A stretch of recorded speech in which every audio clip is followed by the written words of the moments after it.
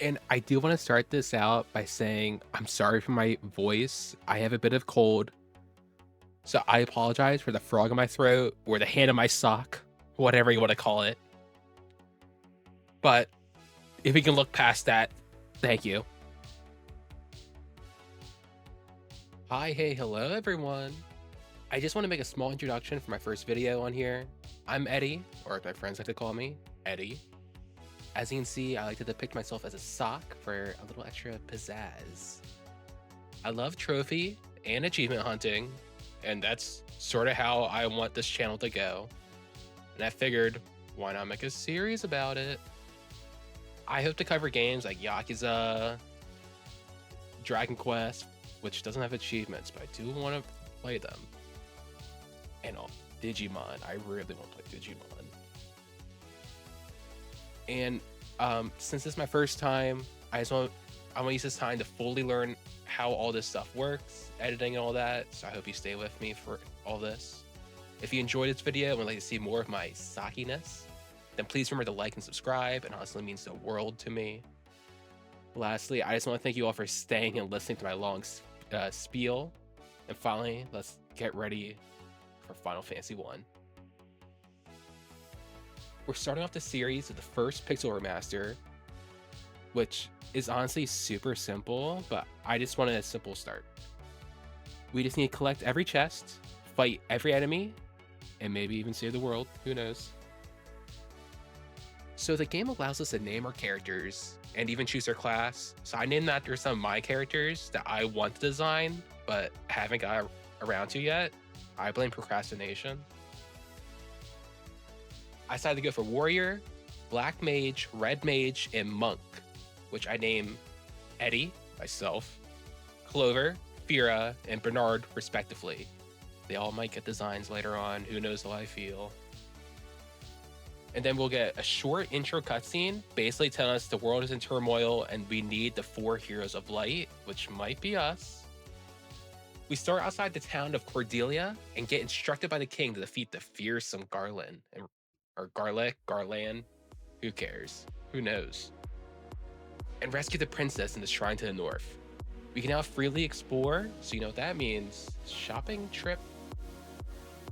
Now, I'm not going to show every enemy and chest, but just assume that I beat/collect them all before moving on. We make our way to the north to the Chaos Shrine. And I know I'm using the boost menu here. I'm sorry. I want the game to go quicker. It already took me 9 hours to beat. Spoiler, sorry. After roughly 10 minutes of grinding, we finally fight Garland, which he goes down rather easily due to some unexplained reason. Probably the boost screen. And we save Sarah, the Princess of Cordelia. When we make our way back, the king explains how we need the 4 crystals to bring back the light. We officially begin our quest to find all 4 crystals. Once we leave, we get to see the soldiers rebuilding the bridge and giving us access to the rest of the continent. And I think they did a really cool dance here. That's what I think, at least. If you go our long way eastwards, we make it to the town of Provoca, or Provoca, something. That's overrun by pirates. There's like 9 of them. It's not really overrun, but they say they are. Beating their boss, Bike, wins us access to their boat while that name, Beak, tries to turn his life around. Good on him. Sailing a long ways to the west lets us access the underground dwarven kingdom of Mount Drugyar. Here, we find a dwarf called Smith, and I'll come back to him in like 7 hours or so. We might need him. And there's also a dwarf called Narek, which requires us to find nitro powder to blow up the large rock blocking us from exploring further. We get hinted at that the nitro powder is back in Cordelia, but we require a key that allows us to unlock all these doors that have been hiding all these items. So that probably means we have to go backtracking eventually. Going south finds us the elven village of Elfheim, who has a prince trapped in slumber. Exploring outside, we find a dungeon called the Marsh Cave. On the deepest layer, we find a chest containing a crown, which I had no idea to deal with, but we have it now. Yippee! Returning back to the overworld to the north, we find a ruined western keep, even though it was up in our north. Here we find a king that wants the crown. It's a good thing we grabbed it. And then he reveals he's actually a monster called Astos. Maybe he shouldn't have grabbed it. I guess I should have came here first. Oopsies. Beating Astos gives us the item called the Crystal Eye, which we're told that we'd need for the witch Matoya.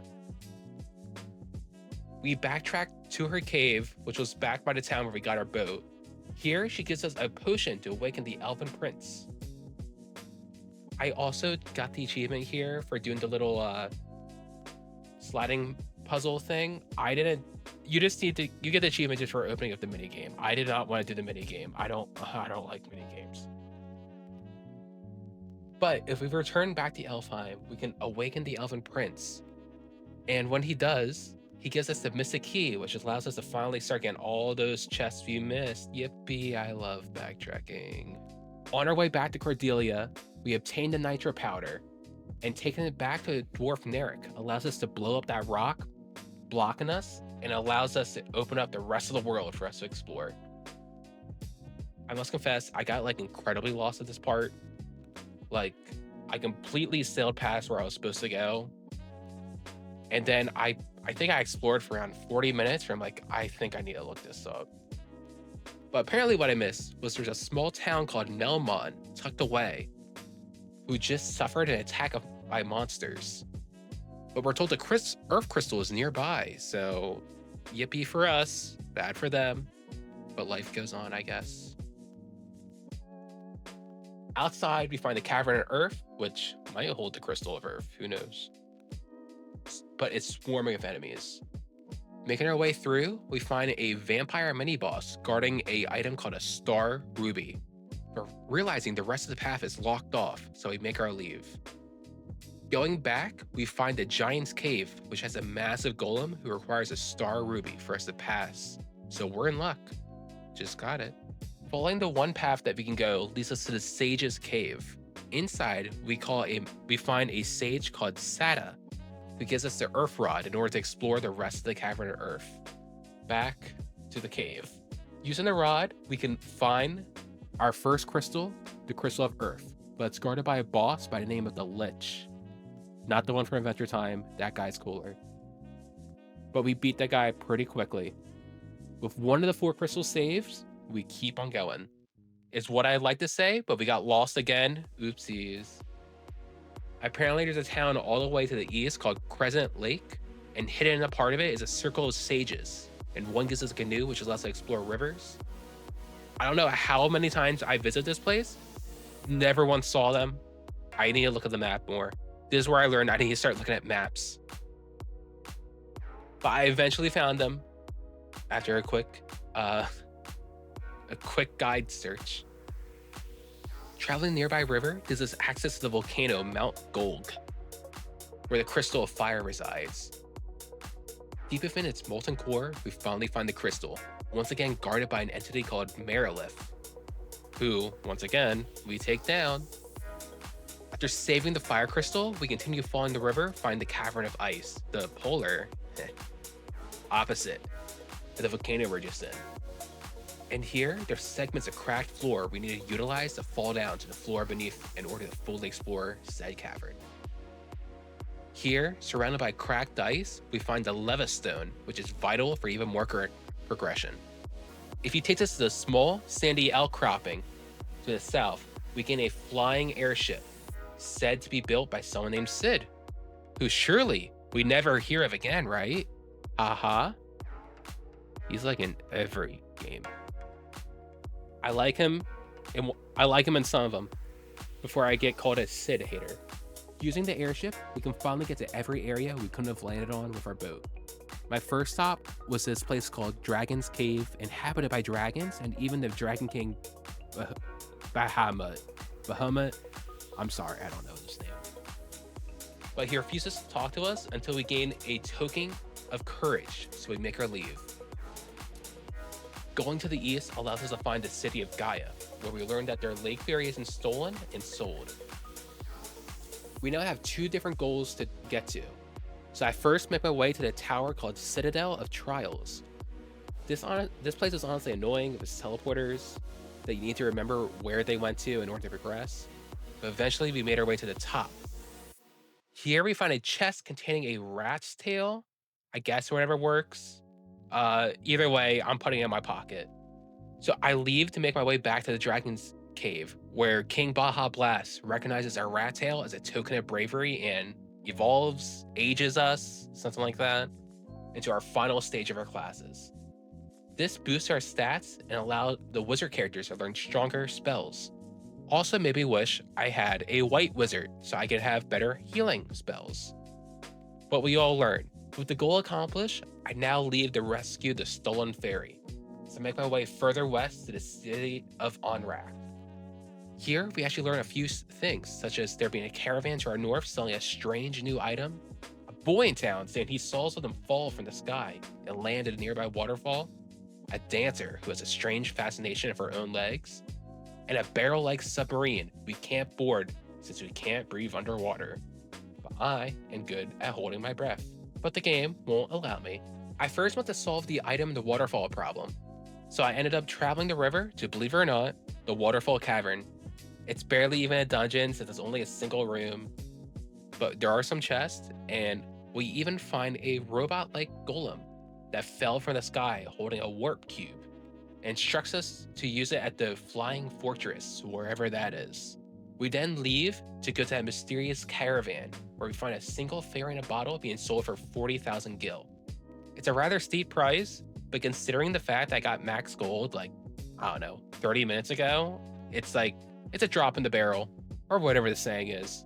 So we purchase away.